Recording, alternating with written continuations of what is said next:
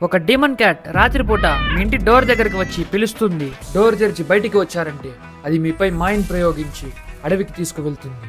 అక్కడ ఒక మాంత్రికురాలు మిమ్మల్ని ముక్కలుగా చేసి ఒక పెద్ద కుండలో మరిగించి మ్యాజిక్ పాట్స్ తయారు చేసుకుంటుంది. అసలు ఆ డీమన్ క్యాట్ ఇంకా మాంత్రికురాలు ఎందుకు ఇలా చేస్తున్నారు? 500 years ago కెమిలీ హరి అనే కపుల్ ఒక క్యాట్ ని పెంచుకుంటూ ఊరికి దూరంగా అడవిలో నివసిస్తూ ఉండేవాళ్ళు. డీమన్స్ తో మాట్లాడుతూ పూజలు చేస్తారని ఆ కపుల్ ని ఎవ్వరూ విలేజ్ లోకి రానివ్వరు. కానీ ఊరి వాళ్ళు అనుకున్నట్టు వాళ్ళు చెడ్డవాళ్ళు కాదు.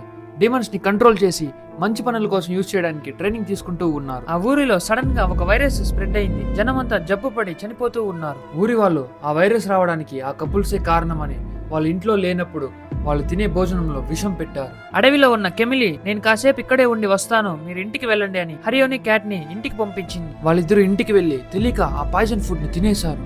కెమిలి తిరిగి ఇంటికి వచ్చి చూస్తే హరియో ఇంకా క్యాట్